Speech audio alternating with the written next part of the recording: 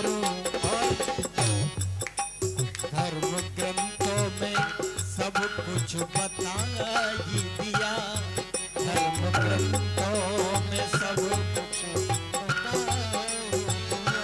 अरे धर्म ग्रंथों में सब कुछ बता ही दिया, धर्म ग्रंथों में सब कुछ बता ही दिया। और समझ तेरी न आए तो मैं क्या करूं, मैंने मानव जन्म तुझको हीरा दिया, मैंने मानव जन्म तुझको हीरा दिया। मैंने मानव जन्म तुझको हीरा दिया, तू फिरता गमान, ये तो मैं क्या करूं। धर्म ग्रंथों में सब कुछ बता ही दिया, धर्म ग्रंथों में सब कुछ बता ही दिया।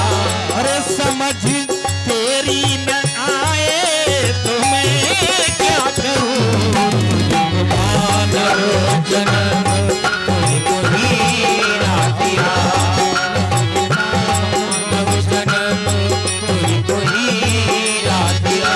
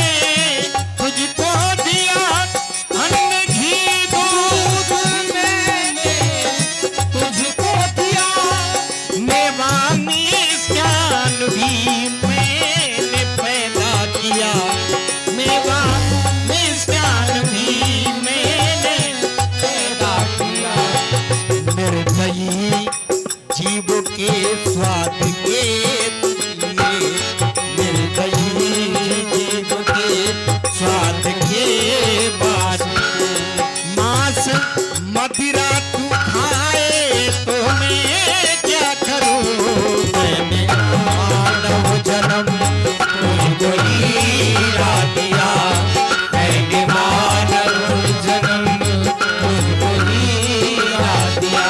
और जो तू फिरता कमाए तो मैं क्या करूं, मैंने मानव जन्म तुझको हीरा दिया।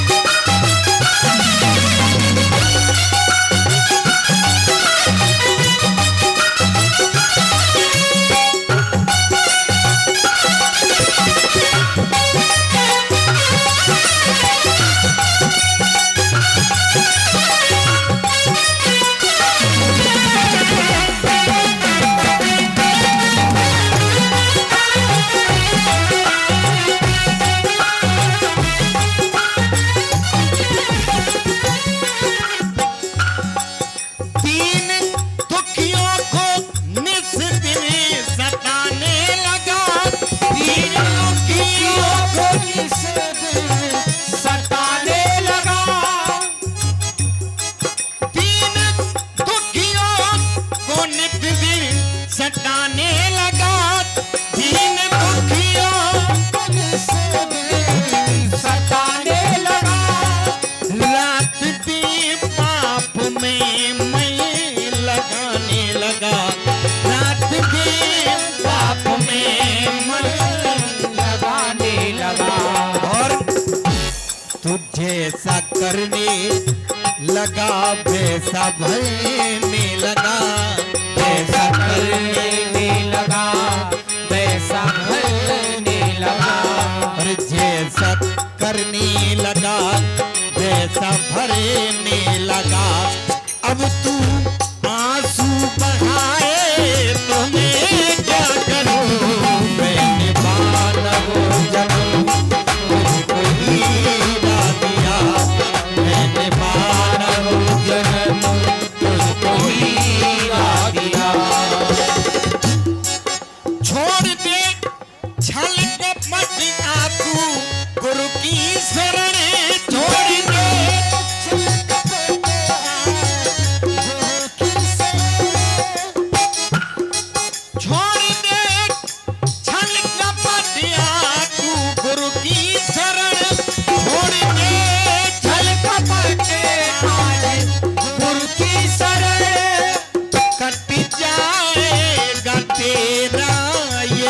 जीवन मरण कटी जाएगा तेरा जीवन मरण।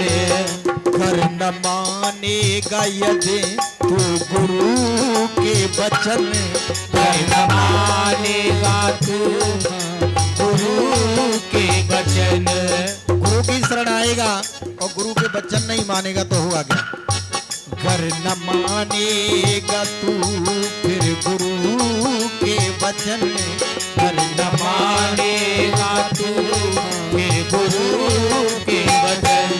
84 में तू चक्कर लगाए तो मैं क्या करूं? मैंने मानव जन्म तुझको हीरा दिया, मैंने मानव जन्म तुझको हीरा दिया। पर जो तू करता कमाए तो मैं क्या करूं? मैंने मानव जन्म तुझको हीरा दिया, मैंने मानव जन्म। पर फिर तू करता कमाए तो मैं क्या करूं? मैंने मानव जन्म तुझको हीरा दिया, मैंने मानव जन्म तुझको हीरा दिया।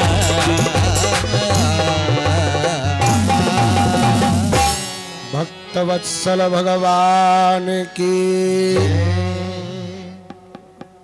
इसलिए मानव शरीर यह परमात्मा की कृपा से प्राप्त हुआ है। तो गोस्वामी जी ने लिखा है कि देह धरे कर यह फल भाई, और भजिय राम सब काम बिहाई। जैसे भी रहो परमात्मा का स्मरण हमारे जीवन में बना रहे। इसलिए आज परम सौभाग्य का विषय है। कथा तो अपने आप में ही उत्तम है, और वो शिव की कथा, शिव महापुराण की कथा भगवान शिव के सानिध्य में मिल जाए तो समझ लो सोने में सुहागा है। हम आप सब बड़े भाग्यशाली हैं। इसलिए आइए 9 दिवस तक जो भी भोलेनाथ की कृपा होगी, शिव महापुराण की कथा हम लोग श्रवण करेंगे। यद्यपि 18 पुराण हैं। देवी भागवत में एक श्लोक आया है, मद्वयम भद्वयम वात्रयम वा चतुष्टयम अनापि कुष्कादीनि पुराणानि प्रचक्षते। माँ से 2 पुराण हैं, मार्कंडेय पुराण, मत्स्य पुराण। भा से 2 पुराण हैं, भविष्य और भागवत। वा से 3 हैं, ब्रह्म पुराण, ब्रह्म वैवर्त पुराण और ब्रह्मांड पुराण। वा से 4 पुराण है, वायु पुराण, वामन पुराण, वाराह पुराण, विष्णु पुराण। आ से अग्नि पुराण, ना से नारद पुराण, का से कूर्म पुराण, ला से लिंग पुराण, पा से पद्म पुराण और सा से स्कंद पुराण। इस तरह से 18 पुराणों की संख्या बताई गई है। तो आज नैमिषारण्य क्षेत्र में शौनक इत्यादि 88,000 ऋषि एकत्रित हैं। शौनक इत्यादि 88,000 ऋषियों ने सूत जी से बड़ा सुंदर प्रश्न किया है। 5 प्रश्न किया है सूत जी से शौनक इत्यादि 88,000 ऋषियों ने, और भागवत में भी 5 ही प्रश्न किए गए थे।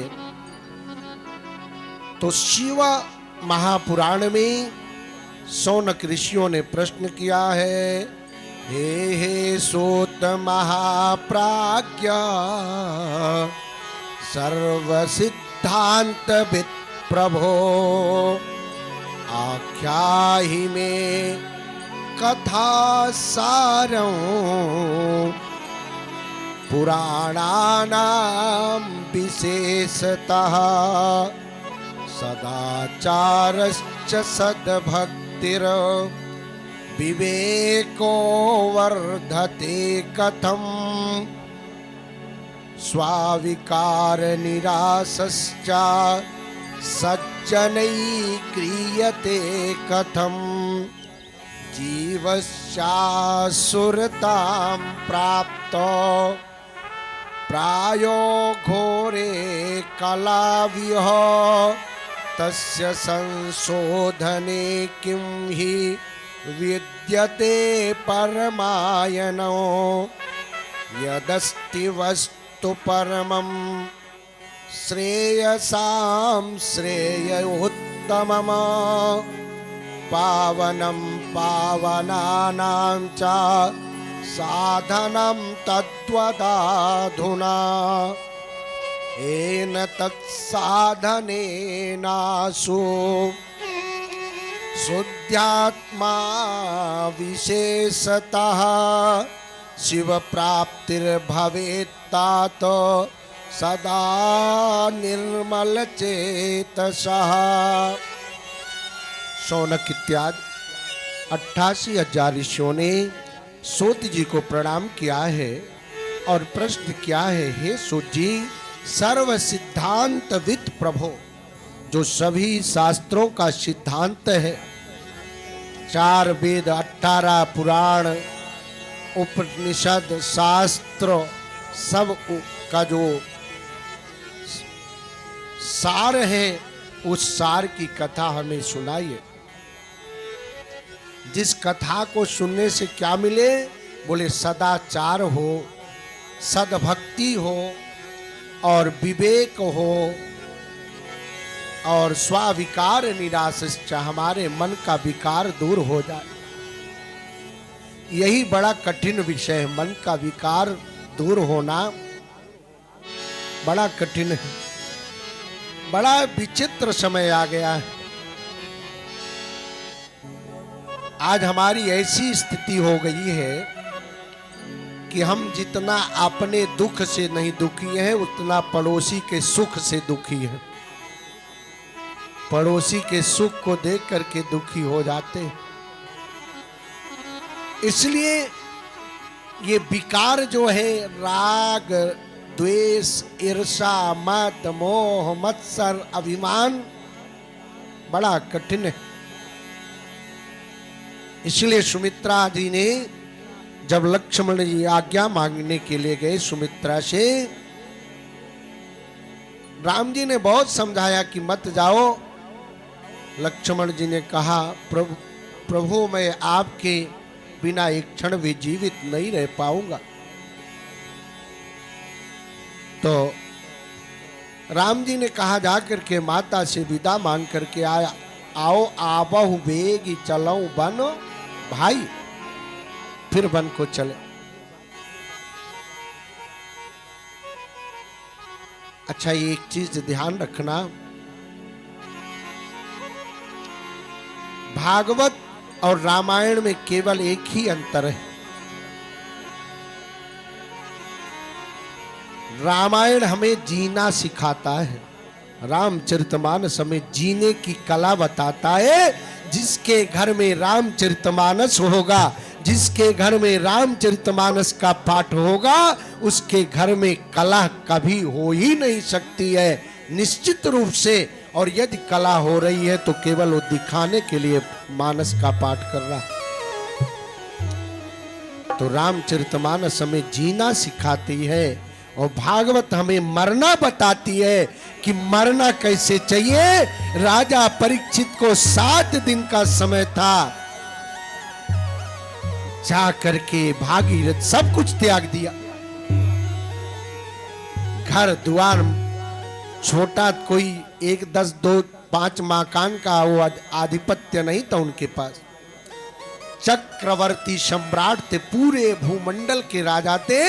लेकिन जब उन्हें पता चल गया कि हम अब मर जाएंगे 7 दिन में, सब कुछ तत्क्षण परित्याग कर दिया। कोई समय नहीं लगा। याद रखना, जीना सीखो चाहे ना सीखो, जिसको मरना आ गया वो भवसागर से पार हो जाएगा। इसलिए जीना सीखो चाहे ना सीखो, मरना जरूर सीख जाओ, और जो मरना सीख जाएगा वो भवसागर से पार हो जाएगा। इसमें कोई दो राय की बात नहीं। इसलिए रामचरितमानस हमें जीना सिखाती है और भागवत जी हमें मरना सिखाती है कि 7 दिन का समय था, सब कुछ त्याग दिया और जा करके गंगा जी के किनारे बैठ गया। और ब्रह्म ज्ञानी सुखदेव जैसे महात्मा आए, अपने लिए राजा परीक्षित ने प्रश्न नहीं किया। आपने कभी विचार किया, माताएं जाती 10 पैसा की अगरबत्ती जलाई भोलेनाथ को और शुरू हो गई सुख संपत्ति घर आवे, कष्ट मीठे तन का स्वामी, कष्ट मीठे तन का।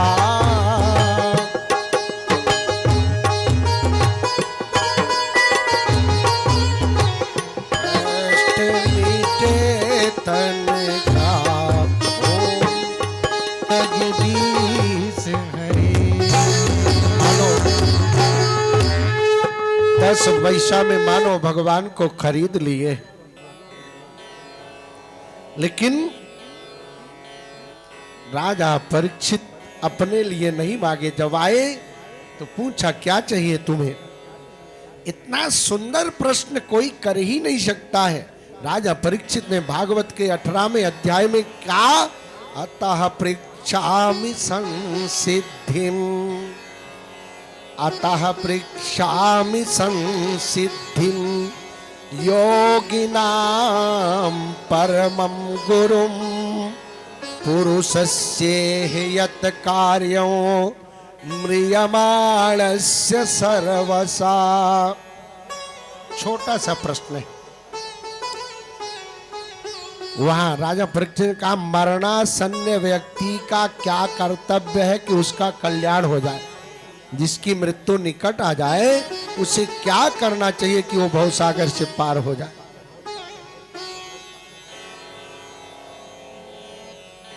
सुखदेव जैसा वक्ता गदगद हो गए सुखदेव जी महाराज कि आज मुझे अधिकारी श्रोता मिला है।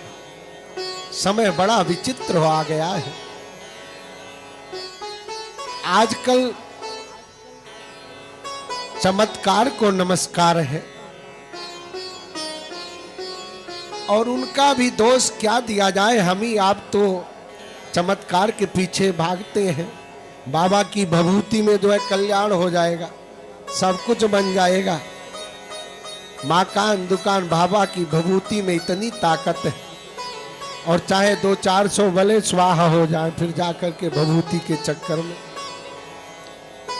आप अभी देखे होंगे बीच की एक घटना कि उसमें कितने टन की रंगोली बनती थी, और बाबा जी जब उससे जाते थे तो बोले मेरे चरण का रज जो ले करके लगा लेगा वो माला माल हो जाएगा।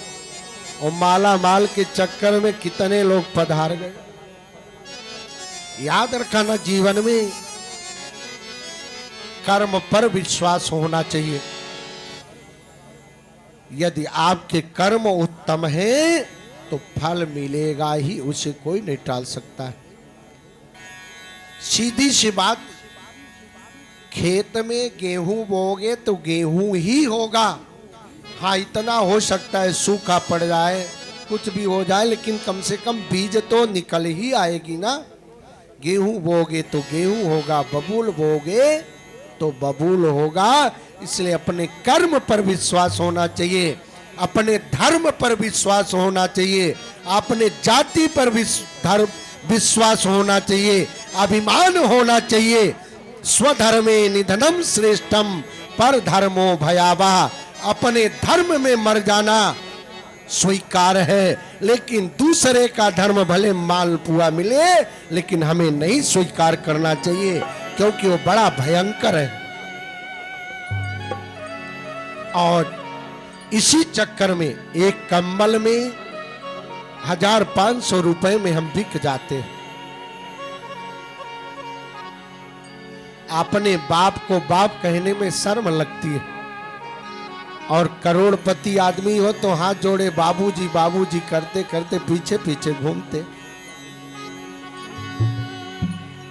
इसलिए हमें अपने जाति पर, अपने धर्म पर, अपने परिवार पर गर्व होना चाहिए। शरीर के एक एक कतरा कट करके क्यों न गिर जाए, क्यों न मर जाए, लेकिन हमें जाति और अपने धर्म पर अडिग होना चाहिए कि प्राण चला जाए लेकिन हम अपने धर्म का परित्याग नहीं करेंगे। केवल हम आपको छोड़ दें, ये कट्टरता दूसरे धर्म में जरूर है, और हम आप तो कुछ भी करने के लिए तैयार हो जाते। याद रखो, यही भारत था जिस भारत में पृथ्वीराज चौहान को मरवाने के लिए जयचंद प्रकट हो गए।